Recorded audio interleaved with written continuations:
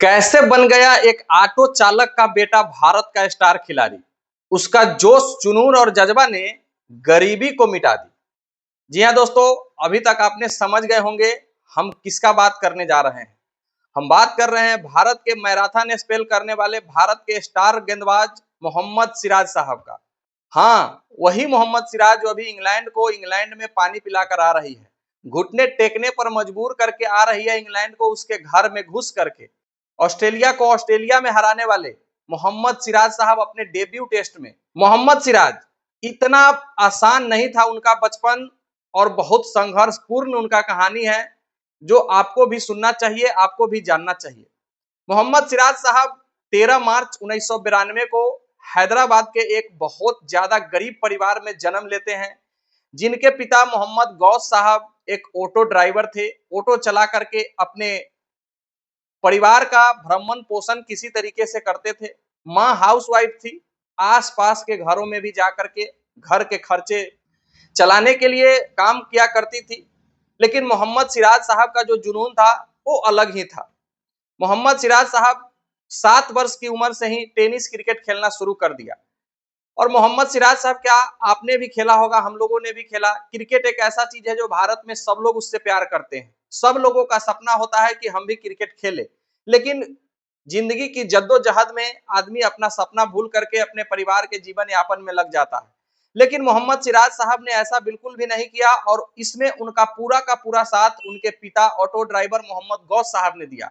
भले वो ऑटो चलाते थे, लेकिन मोहम्मद सिराज साहब को क्रिकेट खेलने के लिए कभी भी वो हतोत्साहित नहीं करते थे, हमेशा वो प्रोत्साहित करने का काम करते थे। और 100 रुपया उनको पर डे का मिलता था।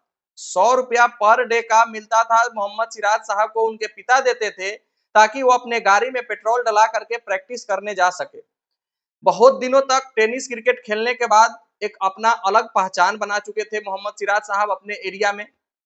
लेकिन टेनिस क्रिकेट खेलने से आप कभी इंडिया नहीं खेल सकते हैं, आप रणजी ट्रॉफी नहीं खेल सकते हैं।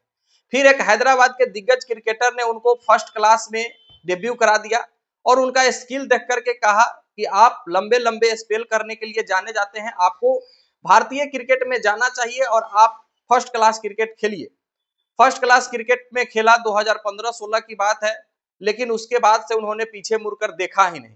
2017 के रणजी ट्रॉफी में 41 विकेट लेकर के चयनकर्ताओं और आईपीएल फ्रेंचाइजी के दिलों में कचोटने लगा कि आखिरकार ये लड़का है कौन। और 2017 में उनको उसका और 2017 में उसको उनका इनाम मिला और 2.6 करोड़ में उनको सनराइजर हैदराबाद ने अपने टीम में खरीद लिया। हैदराबाद के लिए तो कुछ खास नहीं कर पाए, लेकिन 2017 में ही भारत के लिए टी20 क्रिकेट का डेब्यू कर गए और न्यूजीलैंड के खिलाफ अपने डेब्यू मैच में 4 ओवर में 53 रन देकर 1 विकेट हासिल किया। इसमें उनका इंटरव्यू हुआ, उन्होंने कहा कि हमको मियां मैजिक कहा जाता है और उनको मियां मैजिक का नाम दिया गया एबी डिविलियर्स के द्वारा। उन्होंने अपने इंटरव्यू में बताया, क्योंकि उस समय सनराइजर हैदराबाद के बाद जब वो आरसीबी के लिए खेलने आए तो उनको एबी डिविलियर्स उनकी गेंदबाजी की स्किल को देख करके मियां मैजिक का नाम दे दिया और सभी लोग उनको प्यार से मियां मैजिक बुलाने लगे। उनके करियर को आगे बढ़ाने में विराट कोहली का भी बहुत बड़ा हाथ है, क्योंकि मोहम्मद सिराज साहब जब शुरुआती दिनों में गेंदबाजी करते थे तो हर बॉल पर वो चाहते थे कि विकेट मिले, इसके एवज में उनको बहुत ज्यादा रन पड़ते थे, चाहे वो आईपीएल हो चाहे वो इंडियन क्रिकेट हो। लेकिन वैसे गेंदबाज थे जो हार नहीं मानने का जिद ठान कर बैठे थे। इंडिया तो खेल लिए, आरसीबी के लिए भी खेल लिए, पैसा भी कमा लिए, लेकिन फिर भी उनका जो दर्द था दिल में वो कम होने का नाम नहीं लिया। 2019 में भारतीय टेस्ट टीम में उनका नाम आ गया। ऑस्ट्रेलिया चले गए मोहम्मद सिराज साहब और उसी समय जब ऑस्ट्रेलिया गए थे उनके पापा का फेफड़े की बीमारी थी, जो कि 53 साल की उम्र में डेथ कर गए, इंतकाल हो गया। और मोहम्मद सिराज साहब अपने पापा जो सबसे ज्यादा जिनसे वो प्यार करते थे, जो उनके पापा जो क्रिकेट उनको खिलवाना चाहते थे, जो देखना चाहते थे कि इंडियन टीम में हमारा लड़का खेले, उसके इंतकाल पर भी मोहम्मद सिराज साहब स्वदेश अपने भारत अपने घर नहीं लौट पाए, क्योंकि उस समय कोविड का समय था और क्वारंटाइन में ऑस्ट्रेलिया में फंसे हुए थे मोहम्मद सिराज साहब, नहीं आ पाए। उसके बाद पहले टेस्ट में ही मोहम्मद सिराज साहब का नाम आ गया, डेब्यू कर गए टेस्ट के लिए। जब राष्ट्रगान हुआ उस समय भी बहुत ज्यादा इमोशनल नजर आए, बहुत ज्यादा आंखों से आंसू नजर आए मोहम्मद सिराज साहब का। और मोहम्मद सिराज साहब के इस कारनामे के कारण पूरा भारतवर्ष उस समय इमोशनल हुआ था, जब पहले टेस्ट में मोहम्मद सिराज साहब ने डेब्यू किया था। लेकिन इस सब के बावजूद भी मोहम्मद सिराज साहब का फोकस जो क्रिकेट पर था वो कभी नहीं डगमगाया। ऑस्ट्रेलिया को ऑस्ट्रेलिया में सीरीज हरा करके आया। वही सीरीज आपको याद होगा जब भारत 36 रन पर ऑल आउट हुई थी और उसी के बाद गावा टेस्ट में जीत करके, जिसमें 5 विकेट हॉल मोहम्मद सिराज साहब ने लिया था और भारत को जीत दिला करके ट्रॉफी लेकर लौटा था, बॉर्डर गवास्कर ट्रॉफी।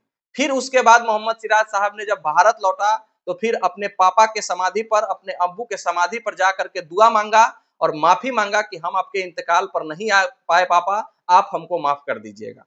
और वही मोहम्मद सिराज साहब अब की बार इंग्लैंड में जाकर इंग्लैंड को घुटने टेकने पर मजबूर कर दिया है। अकेले बंदा सीना तान करके चला था। जसप्रीत बुमराह के अनुपस्थिति में शेर बन जाता है मोहम्मद सिराज, और वही मोहम्मद सिराज भारत के अभी नाम को बहुत ज्यादा ऊंचा किया है।